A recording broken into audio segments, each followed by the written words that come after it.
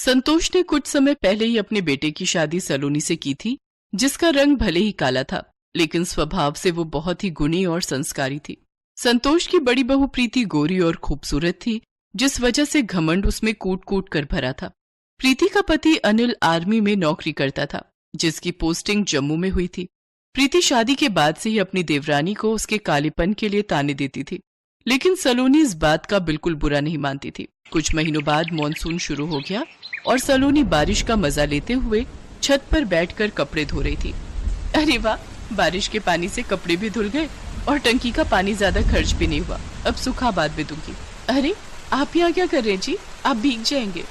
कोई बात नहीं, ये शादी के बाद हमारा पहला मॉनसून है और अब मैं तुम्हारे साथ इस बारिश में भीगना चाहता हूँ। सुधीर काली होने के बाद भी अपनी पत्नी सलोनी को बहुत प्यार करता था।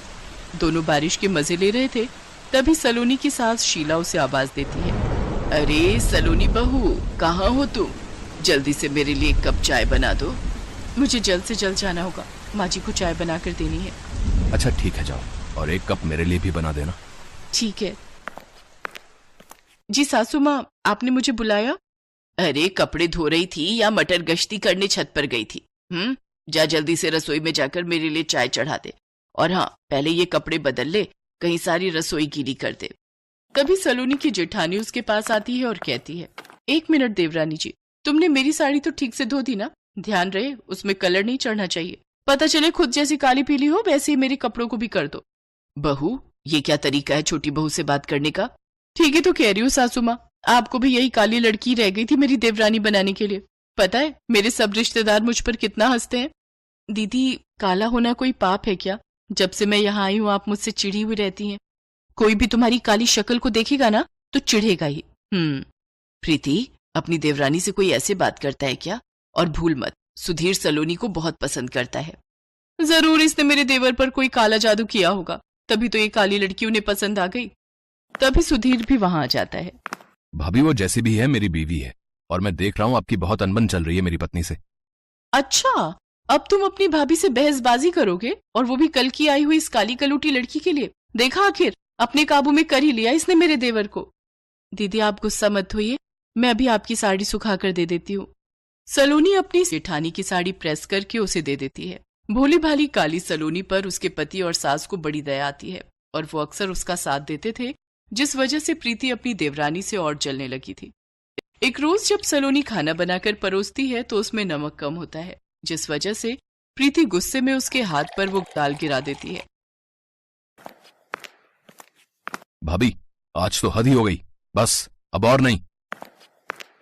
वही मैं भी कह रही हूँ, बस अब और नहीं। सासू माँ, आप हमारा बंटवारा कर दो, आज से मैं अलग रहूंगी। ठीक है, आप बंटवारा चाहती हो ना, तो आज से हम अलग अलग रहेंगे। गुस्से में आकर सुधीर घर में रस्सी बांधकर अलग अलग बंटवारा करता है। मॉनसून में भारी बारिश होने के कारण घर के दोनों ही तरफ खिड़कियों से पानी अंदर आ जाता है। सलोनी तो अपने हिस्से को साफ कर लेती है, लेकिन उसकी आलसी घमंडी गोरी जेठानी पानी को हाथ तक नहीं लगाती, जिससे उनकी सास शीला फर्श पर फिसल जाती है और उसे चोट आ जाती है। हाय रे, मर गई रे, मर गई। माँ जी रुकिए, मैं अभी आती हूँ। कोई जरूरत नहीं है, मैं ही दवाई लगा देती हूँ, लेकिन तुम ये लकीर पार मत करना। और सासू माँ, आपसे एक जगह चैन से बैठा नहीं जाता, मेरा काम और बढ़ा दिया। गिरी भी तो तेरी वजह से हूँ। अलग होने के बाद अब प्रीति को घर के खाने से लेकर कपड़े धोने, झाड़ू पोछा हर काम खुद ही करना पड़ता। अब उसे अपनी देवरानी की अहमियत समझ आने लगी। ऐसे ही कुछ दिन बीत जाते हैं। फिर एक रोज प्रीति की तबीयत बहुत खराब होती है और वो बेहोश होकर गिर जाती है। तभी सलोनी उसे देख लेती है और लकीर पार करके उसे जल्द से जल्द हॉस्पिटल ले जाती है, जहाँ डॉक्टर कहते हैं, अच्छा हुआ आप इन्हें समय से ले आई, इन्हें हार्ट अटैक आया था, अगर जरा से भी देर होती तो कुछ भी हो सकता था। प्रीति को होश आ जाता है और जब उसे पता चलता है कि सलोनी ने उसे अस्पताल पहुंचाया है तो उसे अपने किए पर बहुत पछतावा होता है। मुझे माफ कर दे सलोनी, मैंने तेरे साथ बहुत बुरा बर्ताव किया, लेकिन आज मुझे अपने किए पर पछतावा है। इसके बाद सभी फिर से एक साथ मिलकर खुशी खुशी रहते हैं। मानसून का सीजन, कभी भी मौसम बदल जाता था। कुछ देर बारिश, कुछ देर धूप, कुछ देर गर्मी, कभी बरसात। माँ, कोमल भाभी कहाँ है? दिखाई नहीं दे रही। लाओ प्रथम को, मुझे तो थोड़ी देर मेरे पास खेलेगा। हाँ ले, घुमा ले आंगन में थोड़ी देर। कोमल ब्यूटी पार्लर गई है, बोल रही थी 1 घंटे में आ जाएगी, अभी तक आई नहीं है। लगता है प्रथम को भी भूख लगाई है। तभी तेज बारिश आ जाती है। अरे माँ, बाहर तो बहुत तेज बारिश आ गई है, अब तो भाभी और लेट ना कर दे, मैं उन्हें कॉल करती हूँ। तभी बारिश में भीगती हुई कोमल आ जाती है। बड़ी मुश्किल से रिक्शा मिला। बारिश इतनी तेज हो गई थी कि कोई रिक्शा मिल ही नहीं रहा था। प्रथम रोया तो नहीं? इतनी देर से भूख से रो रहा है। तुम दूध की बोतल भी नहीं रख कर गई थी बहू, वरना मैं वहीं पिला देती। ये लो भाभी, ये तो घूम कर भी चुप नहीं हो रहा, अब आप ही इसे संभालो। उस दिन ऐसी बारिश शुरू हुई जो अगले 1 हफ्ते तक नहीं रुकी। मानो बारिश का झड़ लग गया हो, कभी धीमी कभी तेज, पर अगले 6-7 दिनों तक रोजाना ही बारिश का मौसम बना रहा। कोमल, मेरा ऑफिस के काम से 3 दिनों के लिए जाना बहुत जरूरी है, तुम मम्मी के घर बाद में रह आना। नहीं आशीष, मैंने तुम्हें पहले ही बोल दिया था कि मुझे इस हफ्ते मम्मी के घर 2-3 दिन के लिए रहने जाना है। तुम रहने दो, मैं अकेली कैब से चली जाऊंगी। मैं क्या करूंगी रुक कर जब तुम ही नहीं होगे तो।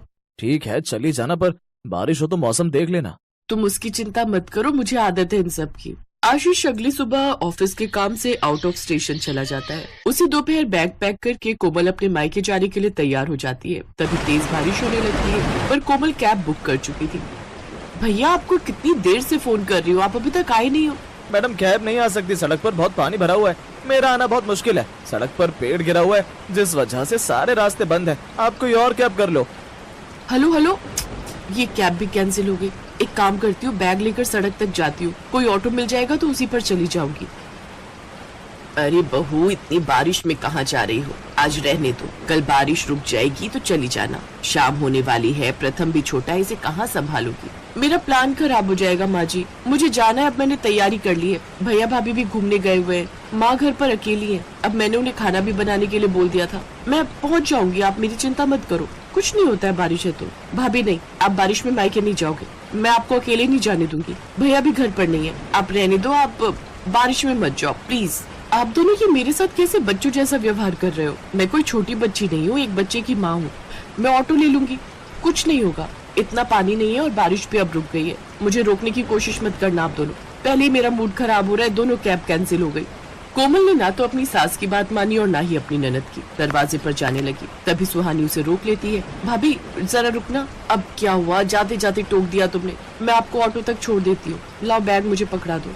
सुहानी कोमल को सड़क पर एक ऑटो तक छोड़ देती है। भाभी घर पहुँचते ही फोन करना और ध्यान से जाना। हाँ, चिंता मत करो, मैं जाते ही फोन कर दूँ, बाय बाय। कोमल को ऑटो पर बिठाकर सुहानी घर आ जाती है, पर अगले 4-5 घंटे तक कोमल का फोन नहीं आता।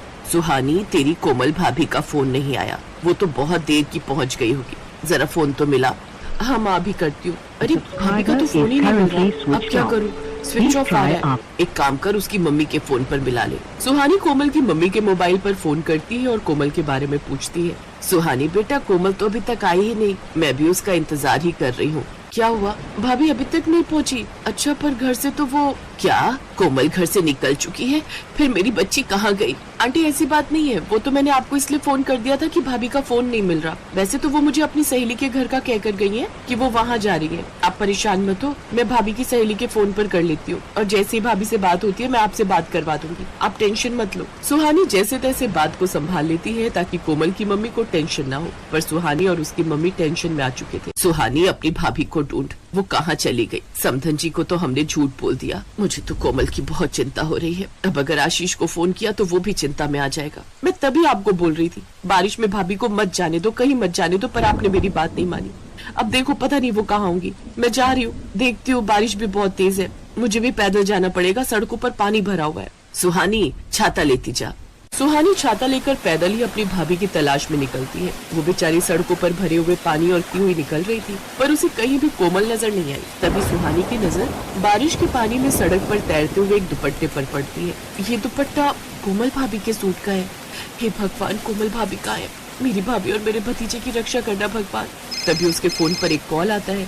सुहानी फोन को सुनते ही एक गरीब बस्ती की ओर दौड़ने लगती है। बस्ती में घुसते ही उसे एक छोटी लड़की मिलती है। उस लड़की का नाम कंचन था। कंचन सुहानी को एक टूटी फूटी झोपड़ी में ले जाती है। वहाँ पर सुहानी की भाभी कोमल अपने बेटे प्रथम को गोदी में लेकर बैठी हुई थी। कोमल के माथे पर चोट थी। कोमल भाभी आप यहाँ, और आपके माथे पर ये चोट कैसी? आप ठीक तो हो ना? मैं ठीक हूँ सुहानी, प्रथम भी ठीक है।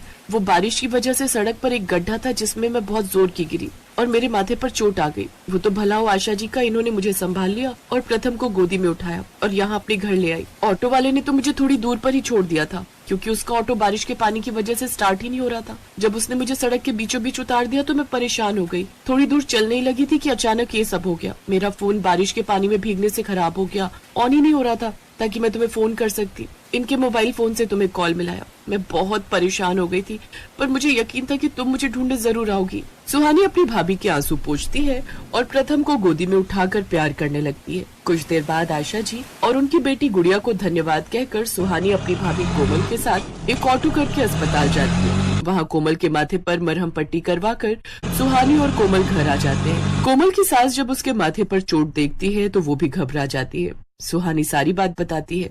गलती मेरी ही है। इतनी बारिश में सड़कों पर भरे हुए पानी में मुझे घर से निकलना ही नहीं चाहिए था। मुझे समझना चाहिए था कि सड़कों पर जब पानी भर जाता है तो कितनी मुश्किल आती है। बारिश के भरे हुए पानी की वजह से कहीं भी गड्ढे दिखाई नहीं देते। अभी तो मैं फिर भी बच गई। अगर कुछ और ज्यादा हो जाता, प्रथम को चोट आती, तो मैं अपने आप को कभी माफ नहीं कर पाती। आई एम सॉरी माँ जी, आई एम सॉरी सुहानी। मुझे आप दोनों की बात को मानना चाहिए था। कोई बात नहीं भाभी, अब आप ठीक हो, बस यही बहुत बड़ी बात है। एक काम करेंगे माँ, वो आशा दीदी और उनकी बिटिया बहुत अच्छे हैं। जब 1-2 दिन में बारिश रुक जाएगी ना, तब कोमल भाभी के साथ जाकर उन्हें कुछ उपहार दे आएंगे। उन्होंने भाभी की बहुत मदद की है। हाँ, ये ठीक रहेगा। कल परसों में हो आना। 1-2 दिन बाद कोमल और सुहानी आशा और गुड़िया से मिलने जाते हैं और उन्हें कुछ उपहार देते हैं। उस दिन के बाद कोमल ने खुद से वादा किया कि वो कभी भी जल्दबाजी में और मनमानी में कोई डिसीजन नहीं लिया करेगी।